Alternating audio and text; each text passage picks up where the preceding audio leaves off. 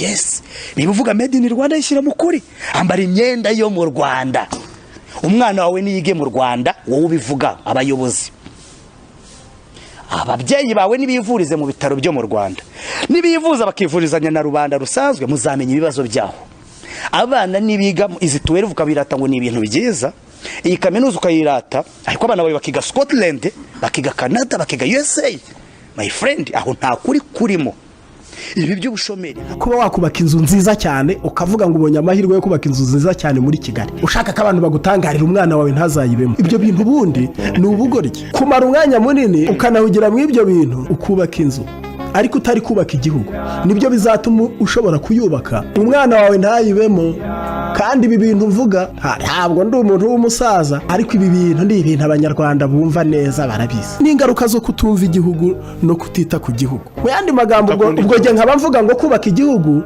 birenze kucyuzuza amazu maremare birenze ibyo bintu bigaragara ahubwo no kubaka za ndangagaciro mu bantu no kubaka abantu kuko naje gusanga niba hari ikintu cyoroshye nongere nanabisubiriremo aha niba hari ikintu cyoroshye mu kubaka igihugu no kubaka inzu kugishyiramo amazu ikintu gikomeye no kubaka ikintu nita filozofi cyangwa imyumvire kuko iyi myumvire imaze gutungana iterambere ririhuta ibi ngibi ugiye mu iterambere ry'abanyaburayi babikubwira ikintu kigoye ni ikintu cyitwa kubaka mu mitwe y'abantu ntabwo ari ukubaka ku butaka bw'igihugu kubaka imitwe y'abantu nicyo kintu kigomba gutwara umwanya munini kigatwara amafaranga menshi nubwo bwose nyine bariya iyo bashyushye cyane bishe Kizito muzaze mu muhorere kuvuga gusa muvuga ubusa entre les deux pays jusqu'en juillet dernier, date à laquelle le général Habyarimana prit le pouvoir au Rwanda. C'est un ancien condisciple du président Micombero. Alors les frères ennemis se sont réconciliés et cette scène que nous avons filmée à Bujumbura d'un chef d'État Tutsi fraternisant avec son homologue Hutu peut être considérée comme historique. Il y a longtemps qu'il n'a plus été ici. Faisant fi du protocole, nous ne pouvions donc pas ne pas demander au colonel Micombero ce que signifiait cette rencontre. Est-ce que c'est le signe d'une nouvelle amitié entre vos deux pays? Je crois que le président du Rwanda lui-même a répondu à cette question dans sa déclaration. D'ailleurs, il a répété très souvent que les deux pays, le Rwanda et le Burundi, devraient oublier le passé et voir l'avenir avec plus d'espoir et avec plus d'optimisme. Monsieur le Président Habyarimana, est-ce que j'ose vous demander ce que vous attendez de ce rapprochement entre vos deux États? Ce que j'attends, vous savez, c'est un rapprochement tout à fait normal. Et les anomalies étaient plutôt dans le passé. Les frères doivent vivre ensemble. Et il était logique, en tout cas, que des frères tels que le Rwanda et le Burundi ne puissent pas vivre ensemble. Et alors, nous avons renormalisé la situation et cherché à ce que les frères qui s'étaient séparés puissent se retrouver et construire ensemble et la stabilité de la paix dans notre petite région de l'Afrique. Parce que justement, ce sont les relations entre voisins d'abord qui seront la base solide de l'Organisation de l'Unité africaine. Nous avons donc cherché à unir les frères qui étaient séparés. Je crois savoir d'ailleurs, Monsieur le Président, que vous connaissez le colonel Micombero depuis de longue date. Oui, je le connais de longue date, effectivement, et c'est pour cela d'ailleurs que, aussitôt que j'ai pris le pouvoir, il n'a pas tardé à m'envoyer ses souhaits de soutien, et moi-même, et comme je le connaissais, j'ai cherché à le contacter pour le bonheur de nos deux populations. Si Tutsi et Hutu se confondent à l'intérieur du pays parce que le niveau de vie moyen est aussi bas pour les uns que pour les autres, il faut bien le dire, dans la capitale, on revoit...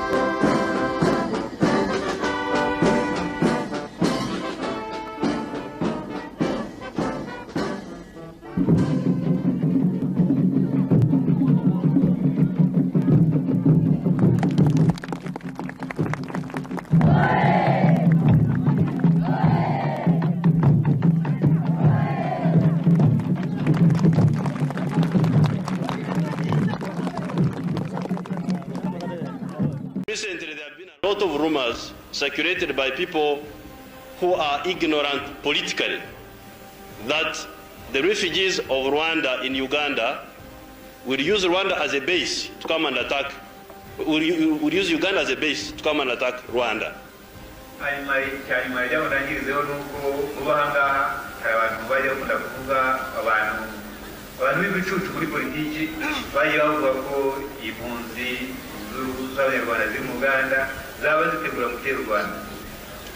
This is not possible, and it will not happen, and I like to assure all the people here that it will not happen at all. Ndibukaho tuvuye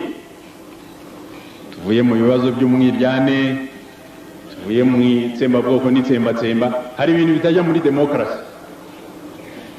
Kubahiriza uburenganzira bw'umuntu uwo ari we wese, abo muhutu, abo mutwa, abo mututsi.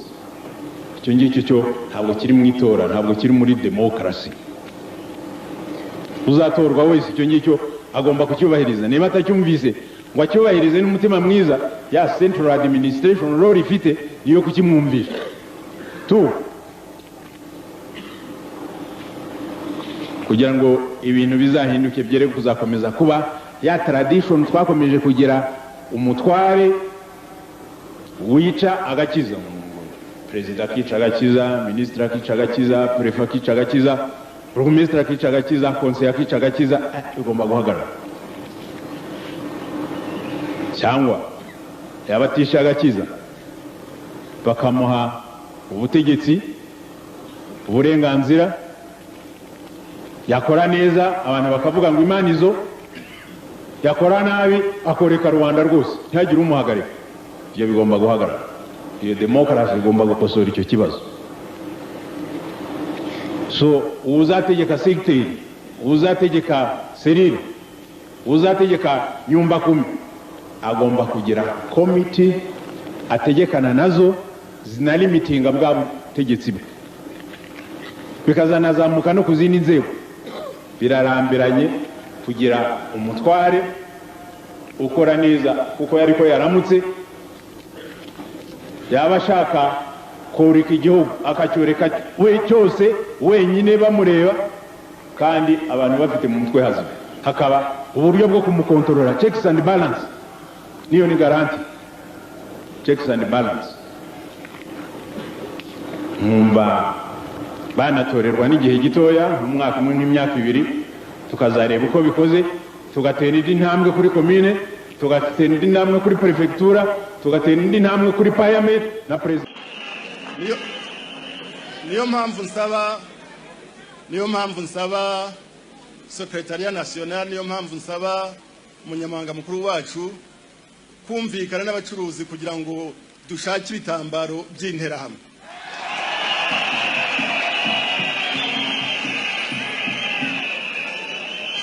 Kuko interahamwe yo ziri mu mwambaro wazo ziraberwa rwose, basanga ntibashake. Rero barambwiye ngo icyo gitambaro cyahenda ariko nticyahenda kurusha indi myenda tugura.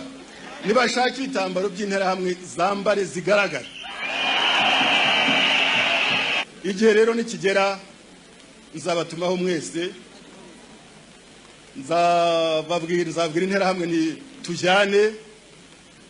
Barambwiye ngo we ngo nujya kwiyamamaza ngo uzajyana abasirikare bawe ngo kugira ngo abe bo bakwamamaza, nibanyamamaza hari icyo se. Ariko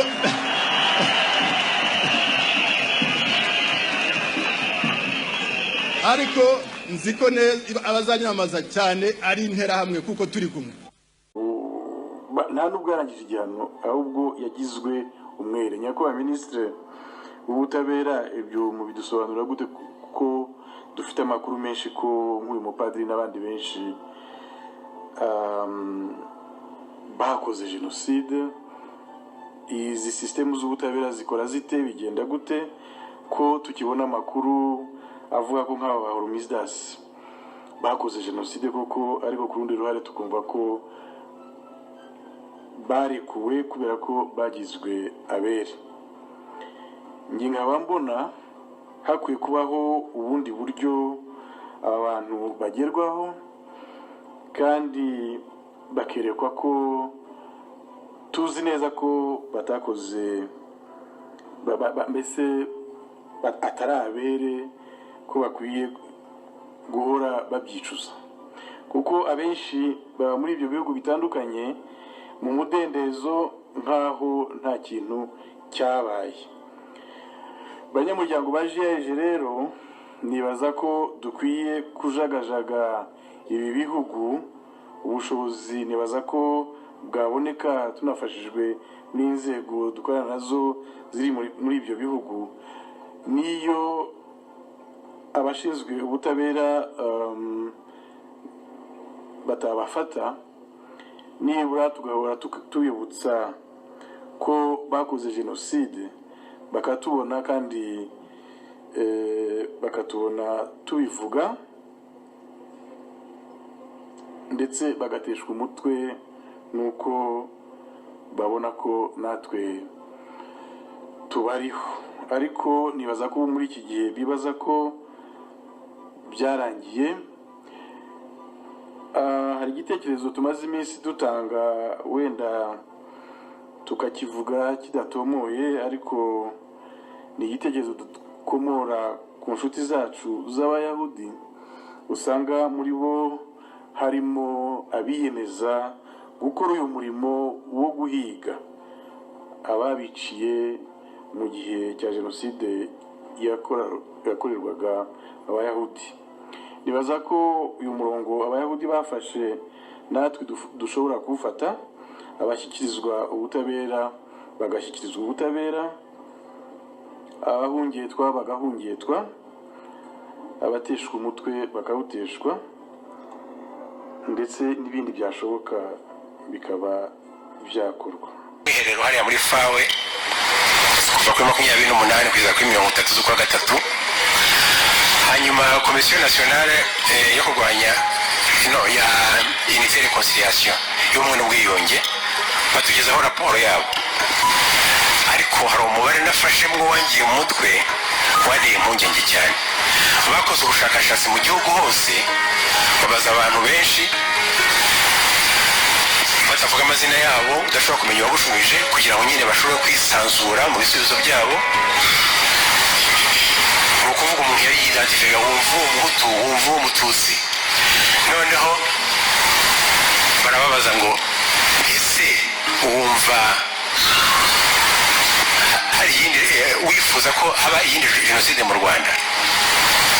Wumva wifuza ko habaho iyindi jenoside mu Rwanda?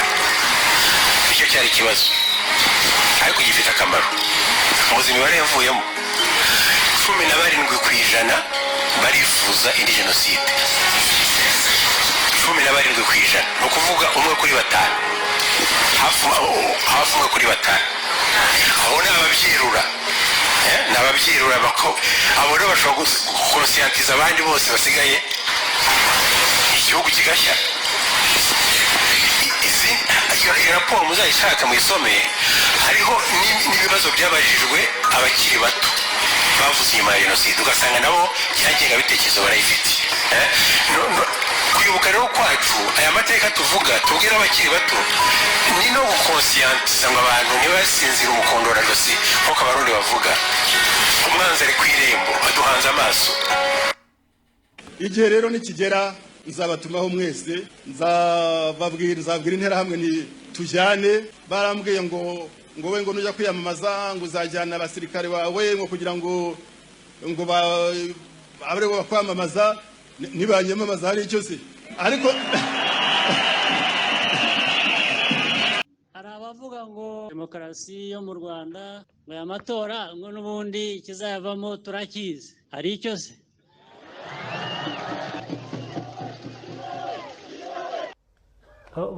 Kubafata gusa, usibye kubafata turaza kujya tubarasa ku manywa y'ihangu rwose. Leta y'u Rwanda yatwishe yatumara nabonye kuzana muri abagome abatutsi n'abagume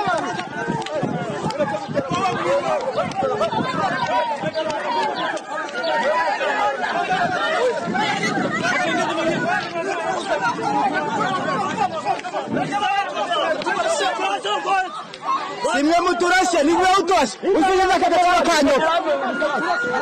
zana urusasu hano uyu myaka ndaba nawohereje sha zana urusasu hano ohereza hano